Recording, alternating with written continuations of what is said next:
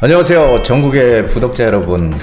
오랜만에 인사드립니다. 한정훈입니다. 네, 여러분 안녕하세요. 저도 인사드립니다. 홍선입니다. 부디 오랜만이에요. 예, 오랜만에. 네. 2주 만에 뵙는 것 같아요. 그러니까요. 한 주 동안, 한 주 걸러서. 네. 제가 일이 있어가지고. 그러니까요. 네. 개인사정으로 그러셨는데, 인사 한 말씀 부탁드립니다. 예, 뭐, 2주 만에 이렇게 만나니까. 네.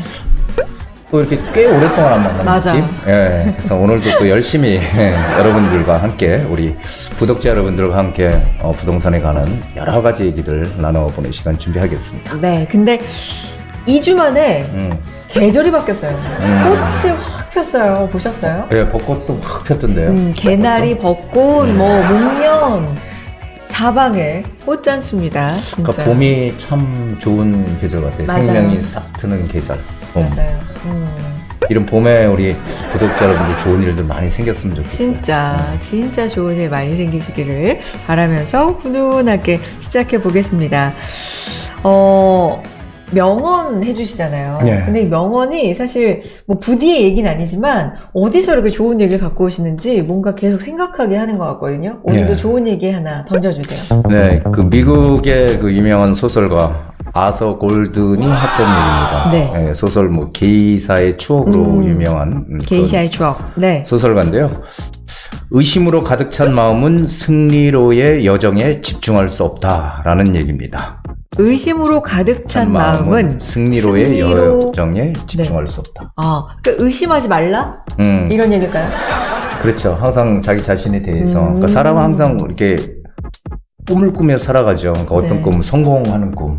내가 살면서 성공하는, 그게 이제 물질적인 보상이든 정신적인 그런 만족이든, 모든 사람들이 성공을 위해서 뭔가 노력을 개개인적으로 하잖아요. 그쵸. 하지만 그렇다고 모든 사람들이 다 성공하는 건 아니잖아요.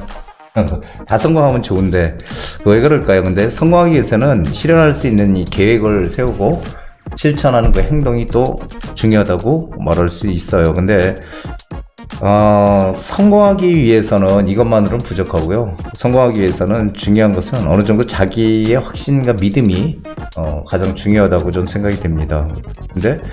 근데 이런 믿음이 여태까지 없다가 갑자기 오늘부터 믿어야지 하고 이렇게 되면은 그냥 뭐 쉽게 믿어지지 않잖아요. 그래서 열심히 자기가 뭔가를 이룩하기 위해서 노력하고 그런 시간들이 쌓이게 되면은 자신에 대한 믿음이 생겨나는 거죠. 그래서 성실하게 이제 꾸준히 하루하루 이 계획을 세워서 만들어 가다 보면은, 이제 어떤 믿음이 생긴다고 저는 이제 확신을 합니다. 그래서 제가 이런 이야기를 하는 것은 주변에 이제 많은 분들이 투자 상담을 하고 와서 이제 상담을 받으려고요. 이제 투자 생각을 하고. 그런데 이야기를 나누다 보면은 이제 본인들, 자기들이 생각하는 이제 그 믿음에 대한 확신부터 이게 맞을까? 이런 의심하는 마음, 이런 것들이 훨씬 더 큰 것 같아요. 네. 제가 이렇게 오랫동안 상담을 해보면은. 근데 이제 항상 제가 말씀드리는 게 이제 그런 거잖아요.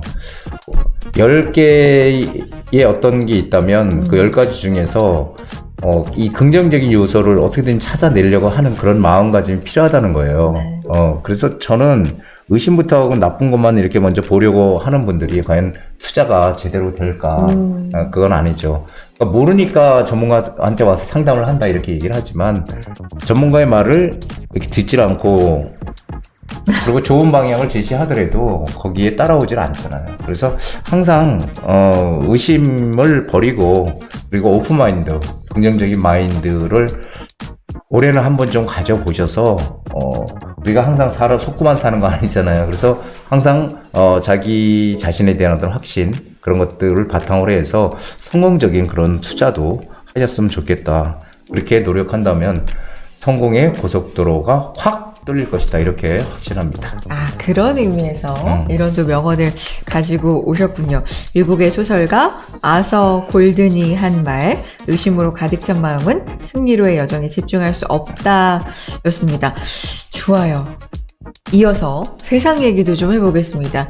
최근에 이슈가 되는 어떤 일들 하나씩 얘기해주면서 뭐 시사점도 말씀해 주시는데, 세상만사 모든 일이 뜻대로야. 어떤 얘기볼까요? 저는 참 이렇게 살면서 네. 이런 것도 이제 자꾸 이슈가 되고 바뀌는구나라는 생각을 해요. 네. 그러니까 공무원들의 이제 점심시간 휴무제, 이걸 우리가 과연 어떻게 생각해야 될까? 상당히 좀 어려운 문제 같습니다. 저 이 이슈 잘 모르는데 이게 어떤 이슈예요? 이 점심시간, 우리 보통 이제 점심시간에도 그 관공서나 이런 데 문을 열잖아요. 그래서 이제 우리 가서 민원을 상담을 하고 이러잖아요. 근데 점심시간에 이제 문을 닫는 지금 관공서가 늘어나고 있다고 해요. 네. 문을 닫는다. 이게 이제 점심시간 휴무제는 지자체장의 권한에 따라서 이제 시행할 수가 있는 건데요. 이것 때문에 지금 그 3월 중에 이 점심시간 휴무제를 막 서둘러 시행하는 지자체가 지금 많아졌다고 합니다. 그래서 공무원들도 한마디로 정당한 점심시간을 갖겠다는 거죠. 근데, 공무원도 결국은 뭐 직장인이니까. 그렇죠. 뭐, 낮 시간에 이제 점심시간 보장은 이건 뭐, 당연히 기본이라고 저는 생각도 돼요. 네. 근데 점심시간은 역시 근로에 따른 휴식권의 하나로 우리가 생각할 수 있으니까요. 보장이 되어야 되는 건 맞는데, 근데 이제 지금까지는 민원인들의 어떤 편의 이런 것들을 위해서 그냥 희생을, 어떻게 보면 희생을 한 거잖아요. 점심시간. 남들 다 식사하는 시간에 민원인들을 상대를 하고 이러다 보니까 조금 부당한 그런 생각도 있을 것 같아요. 그래서 어떻게 보면은 이 부당한 대우를 받으면서 일을 하고 있는 공무원들의 시간도 보장이 되지 않나라는 얘기들이 지금 많이 나오고 있는데, 네네. 근데 또 이 반대하는 쪽의 의견을 들어보면, 네. 공무원이 왜 공무원이냐, 이 공무원인 공직자 아니냐, 공직자는 한마디로 이 국민들에 대한 그 공무원이니까 책임의식을 가지고 봉사해야 되는 거 아니야, 이런 얘기도 있거든요. 그래서 이 사회에 대한 어떤 책임의식을 공무원이 가지고 봉사하는 것이 사실은 여태까지는 우리가 그 역할을 다 하는 것이다, 이렇게 이제 생각을 했잖아요. 그런데 지금 공무원도 이제 똑같이 점심시간을 이용하면은 이 민원인들이 방문이 점심시간 때 되게 많잖아요. 근데 그 민원인들 점심시간에 이제 문제가 생길 수밖에 없죠. 그래서 제가 이런 거 보면서 이게 뭐가 정답인지 잘 모르겠어요. 이런 그래서, 문제는 그렇죠. 이게 사실은 둘 다 맞는 얘기거든요. 그래서 계란이 먼저냐, 뭐 닭이 먼저냐, 이날에 이런 얘기도 참 많았지만은, 이게 찬성쪽과 반대쪽 의견 다 일리가 있어서 이런 것들을 어떻게 좀 적당히 잘 수렴을 해야 되지 않을까. 그래서 지금은 사회가 점점 현대화되고 고도화되다 보니까, 다양한 의견들이 맞아요. 많이 속출된다라는 생각을 가져서 한번 얘기를 꺼내봤습니다. 공무원의 점심시간 휴무제에 대해서 뭐 필요하다고 하는 쪽 아니면 아니라고 하는 쪽의 의견이 이렇다라고 짚어주셨는데, 비슷하게 군항제 열리잖아요. 벚꽃축제. 거기에 이제 공무원분들이 추가 일을 하다 보니까 그거에 대해서 또 이야기들이 있더라고요. 그러니까 이런 문제들은 사실 어떻게 해결을 해 나가는지 절충안을 좀 찾는 게 어려운 것 같아요. 맞습니다. 예. 공무원 점심시간 휴무제에 대한 얘기였고요. 우리 그 홍선혜 아나운서는 네. 어떤 게 맞는 것 같아요? 개인적으로. 너무 어려운 질문을 하시는데, 네. 근데 다 먹고 살자고 하는 일인데 이렇게 편하게 또 먹을 땐 먹고 쉬는 권리도 보장이 되고 그래야 되는 거 아니겠습니까? 그런데 또 한편으로 생각하면은 다른 분들이 점심시간을 이용해서 또 가는 민원인들도 많긴 하네요. 그러니까. 그리고 또 어려워요. 회사에 있으면서 또 가기가 어렵지 또. 그렇죠. 그래서 이게 참 어려운 것 같아요. 그러네요. 공무원 점심시간 휴무제 생각을 좀 많이 하게 하는 부디의 세상만사 이야기였습니다. 자, 세미나 소식 얘기를 좀 들어보겠습니다. 날짜는 4월 13일 목요일입니다. 봄에 나들이 많이 가시는데, 그렇죠? 그렇죠. 나들이 많이 가시지만은 우리가 뭐 놀 때는 놀고 또 네. 이렇게 공부할 때는 공부하자 뭐 이런 얘기가 있듯이 지금 시장이 상당히 지금 변화가 많이 되는 시장이잖아요. 그런 시장에서 과연 우리가 어떻게 하면은 남들보다 한 걸음 먼저 가는 그런 재테크를 할 수 있을까? 거기에 대해서 정말 간절히 원하는 분들은 오세요. 그러면은 거기에 대한 해답을 제가 정확하게, 명확하게, 명쾌하게 드리도록 하겠습니다. 네, 4월 13일 목요일 오후 2시부터고요. 주제는 재개발. 이제는 놓치지 말고 여기에 주목하랍니다. 전화 주시고 문자 주시고 또 댓글에 있습니다. 네이버 폼 이용을 하셔도 손쉽게 신청을 하실 수가 있겠고요. 선착순이잖아요. 예. 그렇죠. 선착순 10명을 대상으로 해서 너무 많으면 또 복잡하니까요. 네. 10명으로 소수 정예 멤버로 한번 진행을 해볼까 합니다. 그래서 네. 부동산에서 이번에는 여태까지 만약에 투자를 해서 실패를 하셨거나 제대로 수익을 못 냈던 분들, 이번 기회에 제가 그 수익을 낼 수 있는 노하우를 다 알려드리고요. 올바른 방향으로 가는 지금 투자 전략을 제가 제시해 드리도록 할 테니까 많은 관심 가지고 오시면은 커다란 어떤 전환점이 되시리라고 생각이 됩니다. 네, 편한 방법으로 세미나 많이 신청해 주시기 바랍니다. 자, 이제 여러분의 부동산의 개별 고민 해결 도와드리는 시간 갖겠습니다. 부디의 부동산 고민답화 시작합니다. 네이버 폼을 통해서 상담을 남기는 방법을 말씀해 드리도록 하겠습니다. 자, 먼저 부동산 DJ 채널에 들어가신 다음에요. 아무 영상이나 다 여시면 되는데 이렇게 영상을 클릭하신 다음에 밑에 보시면은 더보기란이 있죠? 댓글에 더보기란을 누르신 다음에 여기 아래 보시면 편리한 네이버 폼 글문의라는 데가 있습니다. 여기를 누르셔서 들어가시면 이렇게 상담을 하실 수 있는 폼이 있으시니까 여기에 전화번호를 적으시고 그리고 간단한 상담 내용을 적으시면 편하게 상담을 하실 수가 있습니다. 부디의 부동산 고민답화 시작해 보겠습니다. 자, 전화 주시고 문자 남겨주시고 그리고 네이버 폼으로도 신청 가능합니다. 여러분이 하고 계신 부동산 고민 지금부터 해결 도와드립니다. 자, 전화 연결해 보겠습니다. 구독자님 안녕하세요. 네, 안녕하세요. 네, 반갑습니다. 네, 어떤 점이 궁금하신지 먼저 들어볼게요. 제가 서울시 그 중구에 네. 신당 현대 아파트 살고 있는데요. 네. 매도한 지는 3년이 조금 넘었는데 네. 제가 계속 보유해도 괜찮을지 아니면 매도해야 되는 게 나은지 궁금해서 전화드렸어요. 신당 현대 아파트에 지금 거주 중이시라고요? 네. 매수하신 지 3년이 조금 넘었고, 근데 지금 네. 이렇게 뭐 보유할까 아니면 매도할까 고민하게 되신 이유가 있으세요? 일단은 그런 타이밍을 좀 잡고 싶어가지고 아니면 또 다른 뭐 투자를 할 수 있는 게 있나 알아보고 싶기도 하고요. 향후 계획에 대해서 뭔가 좀 생각을 해보고 싶으신가 봐요. 차근차근. 네네네. 네. 신당현대 아파트에 그러면 전망도 참 중요할 것 같은데 부디하고 한번 통화해 보시기 바랍니다. 네. 네. 네. 예, 안녕하세요. 네, 안녕하세요. 예, 여기가 네, 신당동 입지는 상당히 좋은 곳이에요. 이 아파트가 내년 되면 이제 30년이 되는 아파트예요. 예전에 제가 방송할 때 한번 얘기를 했던 아파트인데 지금 보면은 신당역하고 그 다음에 청구역, 신금호역 이게 다 이렇게 역세권이에요. 이렇게 걸어 다닐 수 있는 역세권으로 지금 이렇게 되어 있어서 상당히 한 500m 정도니까 역세권이라고 할 수 있겠죠. 그래서 입지는 상당히 좋은 곳인데 이제 좀 오래된 아파트죠. 근데 이 아파트가 아파트가 오래되면 30년 되면 재건축을 할 수 있잖아요. 지금 서울의 가장 큰 이슈는 재건축 재개발이거든요. 근데 이 아파트는 내년 되면 이제 30년이 되기 때문에 재건축을 충분히 할 수 있는 아파트예요. 근데 재건축을 할 수 있으려면 사업성이 좀 나와야 돼요. 이 대지 지분이라든지 이런 것들 보고. 근데 이 아파트는 사업성이 썩 좋지는 않지만 그래도 재건축은 충분히 할 수 있는 아파트로 보여져요.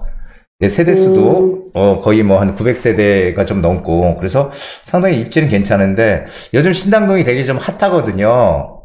왜 그러냐면은 신당동은 이 중구 신당동이에요. 그 중구죠. 중구면 서울의 가운데에 있는 한복판에 있는 아주 입지가 가장 좋은 곳 중에 하나죠. 근데 중요한 거는 지금 중구 신당동이 옛날에 낡은 단독주택 빌라 밀집 지역이었다면 지금은 그런 낡은 단독주택 밀집 지역들이 지금 전부 바뀌고 있다는 거예요. 그러니까 뭐냐면은 신당역 있는데 이쪽에 이제 신당 19역이라고 있어요. 19역. 여기도 지금 재개발 신속통합계획으로 재개발 추진하고 있고 그 다음에 이 청구역 있는데 이쪽에도 지금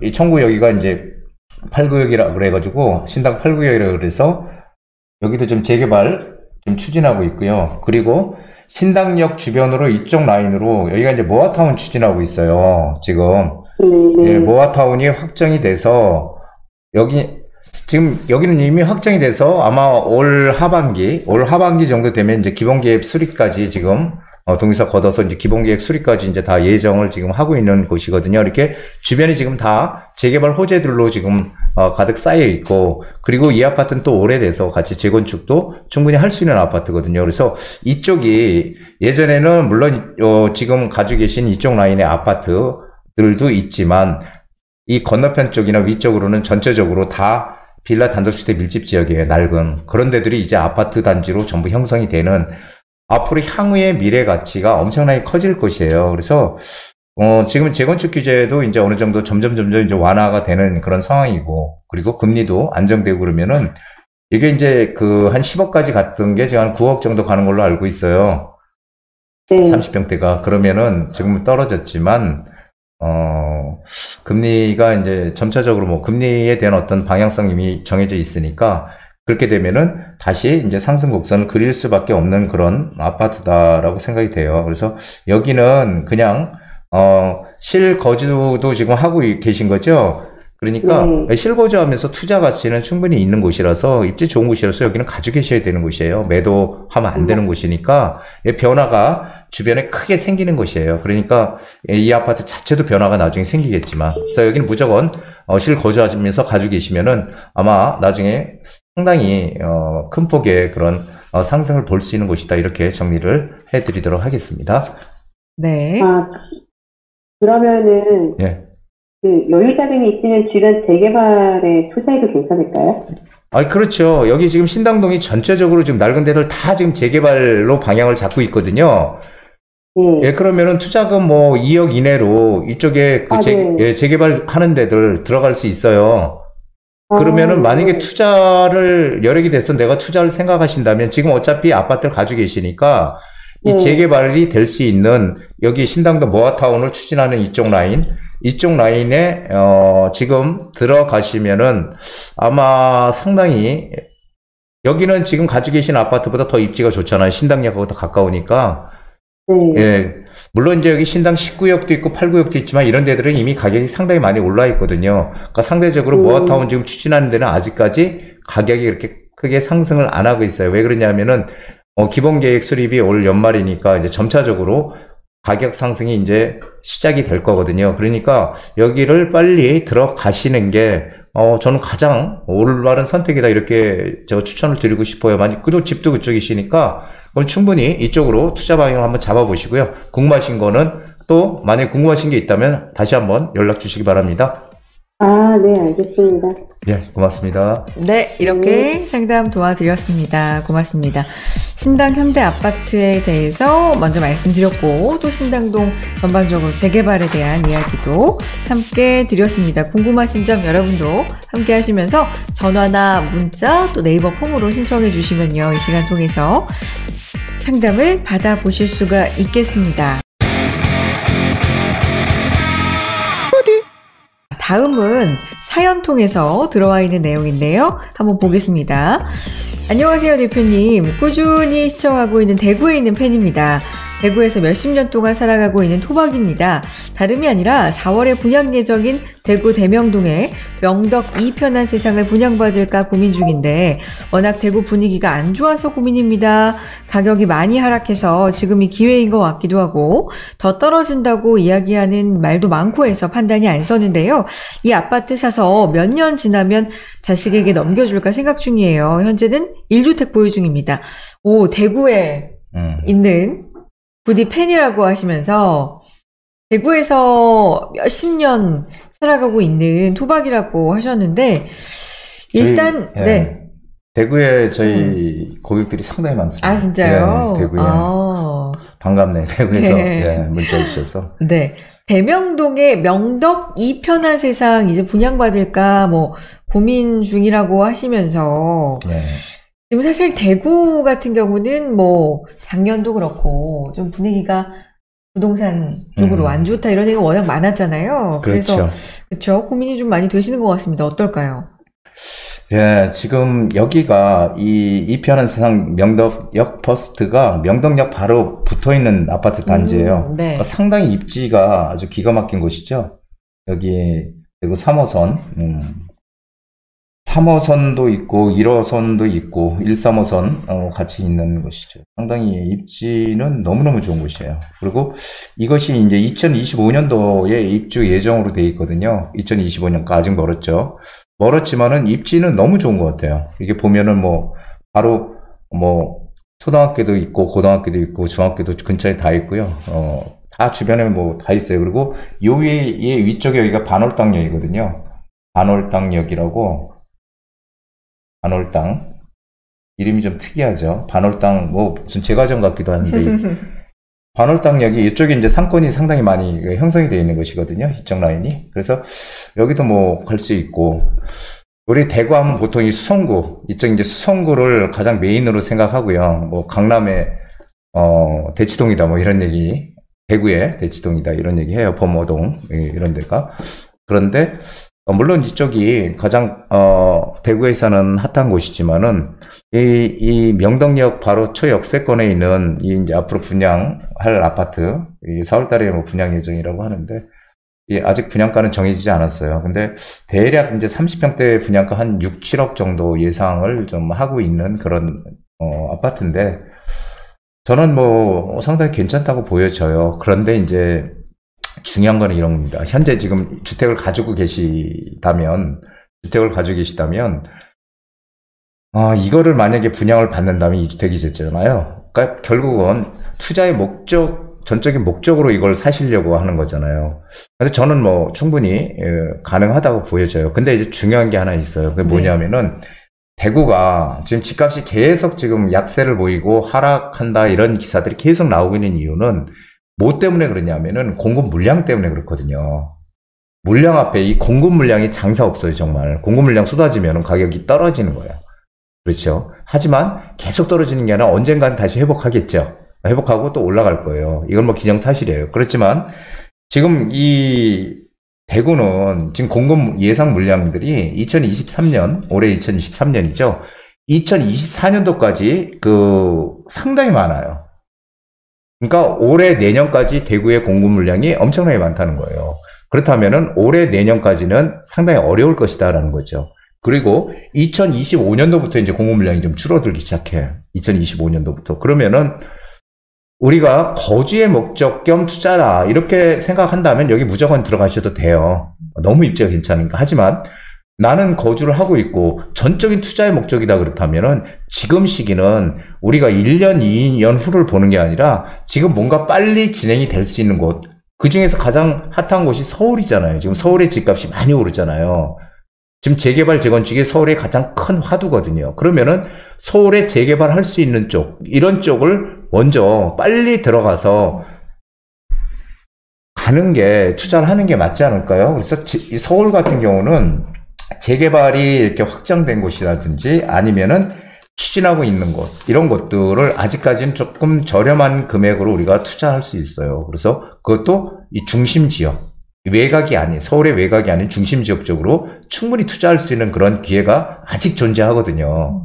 그래서 만약에 전적인 투자의 목적이다 그러면은 무조건 서울에 재개발을 무조건 잡으세요. 그게 지금 내가 돈을 벌 수 있는 가장 확실한 방법입니다. 그게 어떤 이 흐름을 따라가야 되거든요. 우리는 투자할 때. 하지만 내가 지금 주택이 없고 1주택으로서 나는 계속 거주를 할 거다 그러면 여기 무조건 사세요. 그렇게 제가 두 가지로 말씀을 드리고 싶습니다. 그래서 투자 관점에서는 지금 재개발, 재건축을 적극적으로 지금 독려하고 있는 서울시, 그렇죠? 이 서울로의 진입이 중심 지역입니다. 외곽이 아니고 중심 지역으로 충분히 지금 기회가 열려 있기 때문에 이쪽으로 방향을 잡아보시는 게 이 전적인 투자의 목적에서는 무조건 1순위다 이렇게 추천을 드리고 싶습니다. 경우에 따라서 두 가지 방법으로 지금 대안으로 제시를 해주셨으니까 고민을 한번 해보시고요. 네, 또 이렇게 사연으로 보내주시거나 전화를 통해서 신청해 주셔도 좋을 것 같습니다. 다음 분도 사연으로 보내주셨는데 문자를 통해서 보내주셨는데 보겠습니다. 안녕하세요. 용인에 거주하고 있는 구독자입니다.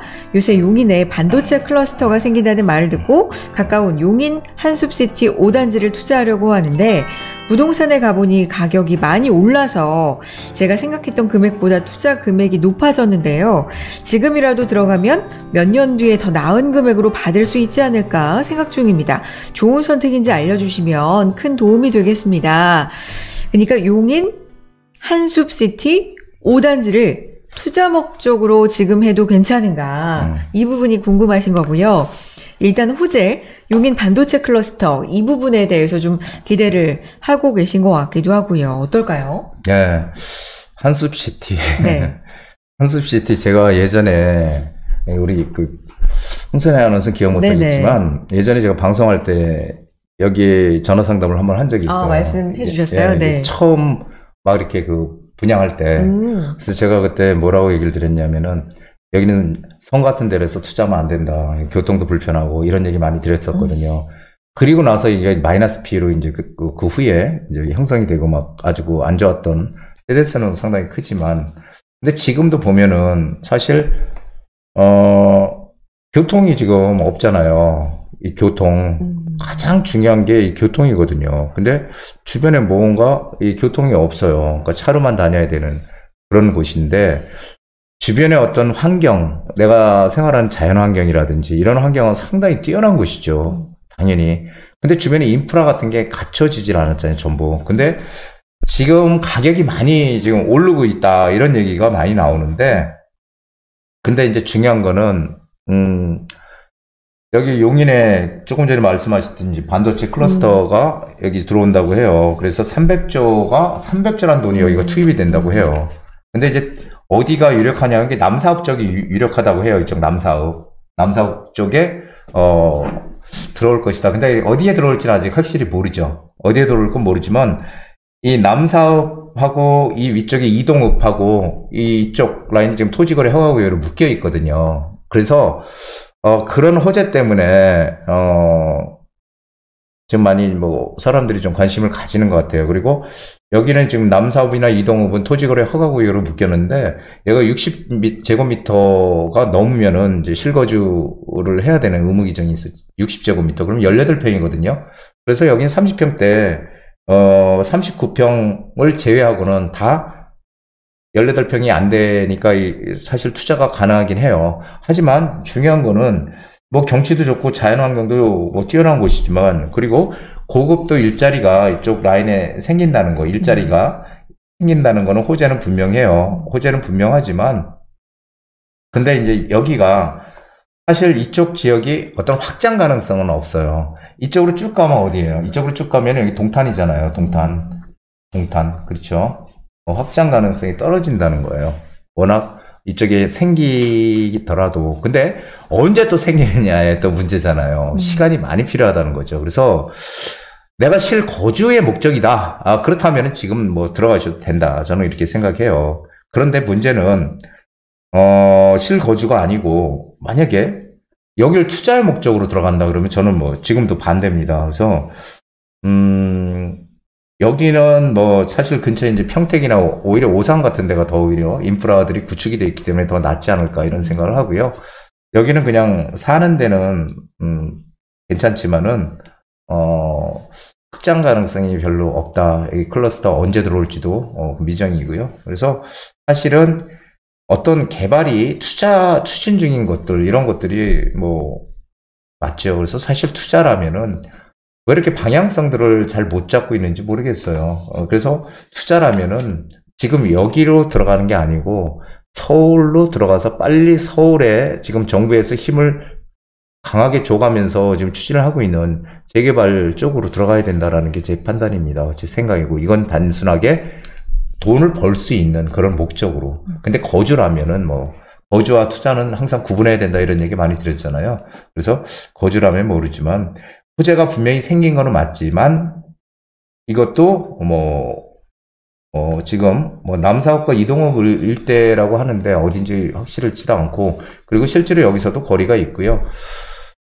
인프라가 구축이 이게 언제 될지 그래서 상당히 좀 오랜 시간을 좀 봐야 되지 않을까 이런 생각이 드네요. 그래서 좀 다른 방향으로 알아보시는 게 맞지 않을까 이렇게 생각이 됩니다. 네. 이제 무엇보다도 투자 목적이라고 굉장히 분명하게 목적을 밝혀주셨기 때문에 투자 목적이라면 조금 더 방향이 달랐으면 좋겠다라는 바람을 지금 말씀을 해주신 거고요. 조금 더 구체적인 상담이 통화 통해서 또 가능할 것 같으니까요. 필요하시다면 전화 주시고 또 문자 남겨주시고 네이버 폼도 활용해서 신청해 주시면 되겠습니다. 또 세미나도 있으니까요. 네, 세미나도 활용해 주셔도 좋을 것 같네요.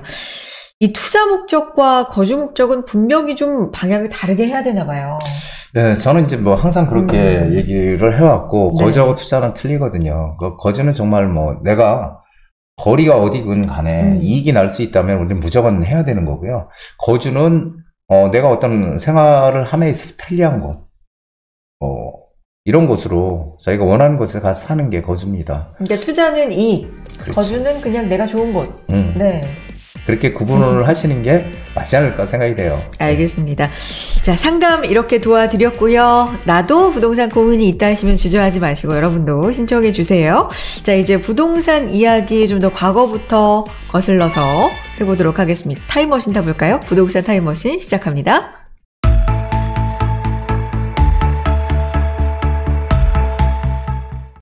네, 부동산 타임머신입니다. 오늘은 타임머신 타고 어떤 얘기 해볼까요? 오늘은 고속도로네요. 고속도로? 오, 고속도로. 이 봄에 좀 어울리는 주제인 것 같다. 고속도로 타고 그냥 그러니까 떠나. 어디론가 막 떠나자. 가고 싶은 그런 계절이니까요. 고속도로에 대한 얘기 좀 해보겠습니다. 고속도로 얘기하면서 이 말씀을 좀 드릴게요. 이게 2022년 1분기 기준이긴 한데 자동차 누적 등록 대수가요. 국민 2명당 한 대 보입니다. 이야, 그러면은 뭐 한 2,500대 맞나요? 그러면? 2,500만 대. 그래서 그러니까 어마어마하네. 그러니까요. 그러니까 맨날 막히지. 그쵸. 2,500만 대 정도 되네요. 그래서 국민 2명당 한 대 보유고요. 우리 나라가 사실 그렇게 넓지가 않잖아요. 그러니까요. 그쵸? 다른 나라에 비하면 그렇게 넓은 나라가 아닌데 그래서 고속도로를 이용하면 뭐 하루, 요즘은 하루도 아니죠. 반나절 정도 만에 전국 어디든 이렇게 갈 수 있는 일일 생활권 때문에. 그렇죠. 일일 생활권 혹은 반나절 생활권. 사실 요즘은 고속도로 타고는 좀 막혀서 문제긴 하지. 아니면 KTX 이거 타면 또 더 빠르기도 하고요. 네, 부산까지 KTX 타면 2시간 한 반? 2시간 50분 정도 걸리나요? 근데 진짜 빠른 거죠. 자, 어쨌든 1960년대 초에 경제개발 5개년 계획 참 많이 배웠었는데 3회 그렇죠. 시간을 그렇죠. 네. 박정희 대통령. 네. 그래서 경제개발을 효과적으로 달성하기 배웠어요? 위해서 사회 시간에 경제개발 5개년 계획이 언제 있었다 뭐 이런 거 배웠던 기억 나는데 네. 수송 부분의 획기적인 개선이 필요함을 인식하고 전국적으로 교통조사를 실시했고 그 결과를 바탕으로 차례로 이렇게 고속도로가 생겼습니다. 그 얘기를 좀 해볼 텐데요. 와, 이렇게까지 가야 되나요? 1910년대 얘기를 좀 해주세요. 1910년 일본은 네. 한반도를 이제 어떤 대륙 진출의 거점으로 활용하고자 이제 본국과 한일을 위해서 주요 도로를 한국에서 내륙까지 주요 도로 중심으로 해서 도로를 개발한 게 이제 1910년도이에요. 참 아픈 역사 1910년대였고 그래서 1950년대에서 1960년대로 가보면 이때는 이제 전쟁이 있었으니까 네. 도로들이 다 파괴됐으니까 그걸 이제 복구하는데 이제 주력을 했던 시기라고 합니다. 네. 사실 생각해보면 불과 그렇게 오래된 시간이 아니에요. 50년대, 60년대. 그렇죠. 우리나라가 상당히 고속 성장을 한 나라죠. 자부심을 가져야 됩니다. 고속 성장을 했다는 걸 알고는 있지만 그냥 이렇게 그렇구나 하고 있다가 이렇게 50년대, 60년대 6.25 때 파괴된 도로를 복구하니 주력했다 이런 얘기를 들으면 와, 그렇게 오래되지 않은 시기에 이랬구나라는 생각을 좀 새삼스럽게 해보게 됩니다. 맞아요. 네. 자, 60년대 중반에서 70년 중반까지는 이제 고속도로망의 기간 노선 형성기인데 경인고속도로가 68년에 개통을 했네요. 근데 이게 우리나라 최초의 고속도로래요. 네네. 저는 경부고속도로가 최초의 고속도로인 줄 알았거든요. 그런데 이게 보니까 경인고속도로가 제일 최초의 고속도로네. 예. 그러니까요. 지금 나와 있는 경부고속도로보다 정보는 1년 9개월 앞섰대요. 네네. 그래서 저도 오늘 처음 알았네. 1971년 8월에 고속국도의 명칭을 변경하면서 경부고속도로가 제1호선, 경인고속도로가 제2호선으로 지정이 됐다. 뭐 이렇게. 그래서 아마 많은 사람들이 맞아요. 우리처럼 경부가 최초의 고속도로다. 이렇게 알고 계신 그런 것 분들이 같습니다. 많은 것 같습니다. 자, 68년에 경인고속도로 개통, 이제 70년에 경부고속도로가 개통이 되는데 이게 개발 당시에는 좀 타당성과 관련돼서 논란이 많았다고 하네요. 네, 맞아요. 이게 그 경부고속도로 개통할 때 네. 우리 그 여야 야당 그 국회의원들 엄청나게 반대했어요. 아. 그래서 이게 지금 우리나라의 현실에 지금 웬 고속도로를 이렇게 만드느냐. 그래서 상당히 그 반대도 많이 하고 했던 거를 이제 박정희 대통령이 밀어붙인 거죠. 아. 예, 밀어붙여서 상당히 그리고 그때 공사를 우리나라 사람들이 가장 큰 특징이 빨리빨리잖아요. 그래가지고 그때 공사도 그냥 아주 엄청나게 빠른 시간 내에 하다 보니까 사실 거기서 그 사망을 한 분들도 많이 생겼다고 아이고. 해요. 그래서 상당히 좀 문제도 있었지만 결국은 경부고속도로가 생김으로 인해서 우리 산업이 우리 경제가 정말 한 걸음에 발전할 수 있는 그런 초석을 다졌다 이런 얘기들 많이 하죠. 참 명과 암이 있네요. 네. 자, 75년에 호남 영동고속도로 개통이고요. 77년에 구마고속도로.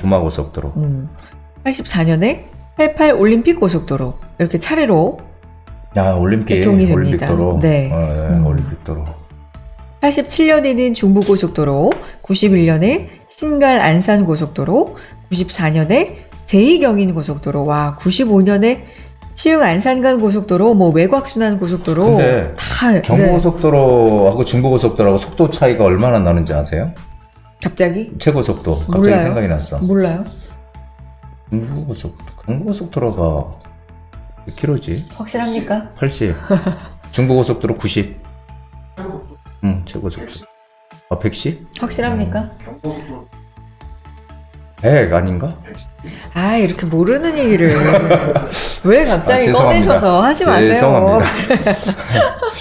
아니, 보시는 분들이 궁금하시면 이제 각자 또 검색을 해보실 것 같아요. 어쨌든 80년 중반에서 90년 중반까지 노선이 좀 많이 생기면서 노선 확충기에 본격적으로 접어들고요.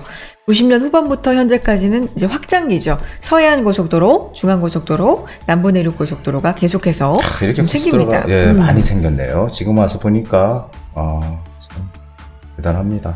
그러니까요. 아까도 말씀드렸지만 고속도로가 발달하면서 당연히 좋아진 점이 있죠. 그렇죠. 네. 결국은 이 고속도로의 발달은 전국을 갖다 일일 생활권으로 묶었다는 거예요. 이게 어마어마한 정말 파급 효과를 낳죠. 건설업 그리고 이 고속도로 간접시설에 대한 고용 효과 이런 것도 엄청나게 컸고요. 그리고 하여간 이 간접적인 고용 및 경제적인 이런 효과가 상당히 컸다라는 거죠. 그래서 수도권만 하더라도 이 신도시 개발 지역의 집값이 가장 많이 또 오른 것도 사실이고요. 그래서 우리가 항상 얘기하는 거 있잖아요. 이게 우리가 투자를 할 때는 직접적인 변화와 간접적인 변화를 봐야 된다. 근데 이 고속도로가 생긴다든지 이런 거는 간접적인 호재잖아요. 간접적인 호재. 이런 것들을 보고서 우리가 투자를 해야 되는데, 그래서 입지를 우리가 생각할 때 항상 이런 호재가 있느냐 없느냐를 보고 투자를 하면은 절대 실패할 일은 없다라고 저는 생각을 합니다. 그래서 고속도로가 사실 우리나라 고속도로들이 상당히 좀 잘 돼 있잖아요. 그리고 점점 저도 이게 오늘 이 고속도로의 히스토리를 보면서 가만히 보니까 이게 이렇게 생겼구나. 네, 저도 맨날 생활하다 보니까 잘 몰랐는데 그렇습니다. 그래서 우리나라가 또 빨리 고속 성장을 하게 되는 어떤 커다란 또 원동력 중에 하나가 이 고속도로, 경부고속도로를 개통한 게 아닌가. 그래서 상당히 또 그런 어떤 면에서 보면은 뭔가 좀 존경스럽기도 합니다. 아니, 그리고 말씀해 주신 것처럼 도로는 부동산하고 또 때려야 뗄 그렇죠, 수가 뗄 수 없으니까요. 없죠. 네. 네네. 그래서 도로 포함해서 입지적인 측면도 잘 파악하면서 부동산도 좀 봐야 된다.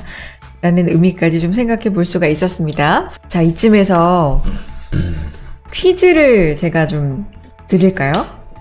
네. 어떤 퀴즈예요? 근데 못 맞추실 것 같아요. 저도 찾아본 건데 네. 아마 맞는 정보일 겁니다. 자, 첫 번째 고속도로 관련된 퀴즈입니다. 가장 국내에서 짧은 고속도로는 어디일까요?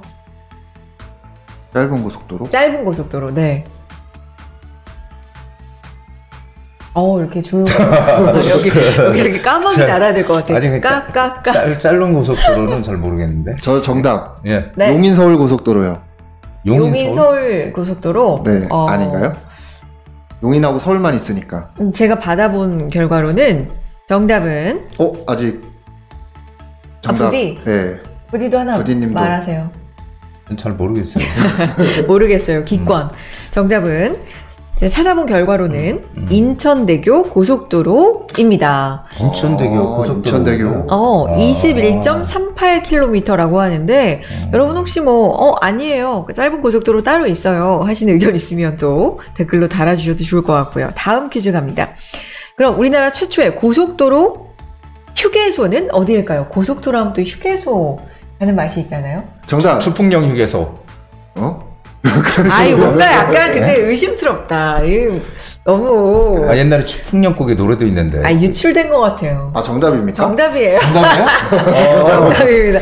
유출된 것 같은데. 나는 그냥 한 얘기인데. 저는 만남의 광장이라 생각해요. 만남의 광장. 저도 그렇게 생각했었는데, 경북 김천 추풍령 휴게소가 최초의 고속도로 휴게소라고 하는데, 또 보시는 분들, 아니에요. 더 최초의 휴게소가 있는데요. 라는 분들도 알고 계시면 남겨주셔도 좋을 것 같고요. 마지막 퀴즈입니다. 교통량이 가장 많은 고속도로는 어디일까요? 경부고속도로. 경부고속도로. 네. 정답. 네, 맞습니다. 어느 정도나 될까요? 전체 교통량의 어느 정도나 될까요? 그러면 50%. 그 정도까지는. 제가 알기로는 교통량까지는 모르겠는데 유일하게 흑자를 보고 있는 고속도로가 경부고속도로라고 그러더라고요. 그래요? 다른 데는 막 적자인데 거기서 흑자를 이렇게 메꾸는 역할을 해준다고 그러더라고요. 그치, 어마어마하게 차가 많으니까. 네. 그것도 좀 찾아봐야 될 것 같아요. 네. 네. 정확한 정보는 아니니까 찾아봐야 될 것 같고요. 어쨌든 교통량의 약 18.6%? 그거밖에 안 돼요? 한 19%를. 하긴 그래도 어마어마한 거지. 그렇죠. 어마어마한 거죠. 전국에서 따지면. 내가 미쳤지. 왜 50%라 그랬어? 그러니까 말이 안 많은데, 되잖아요. 고속도로가. 50%는. 경부고속도로가 교통량이 가장 많은 고속도로라고 합니다. 퀴즈를 짧게 해봤고요. 그거 아니에요. 답이 틀렸어요. 하시는 의견 있으시면 저희도 잘 모를 수 있기 때문에 또 댓글 달아주시기 바랍니다. 자, 이렇게 고속도로에 대한 얘기였습니다. 타임머신 타고 왔네요.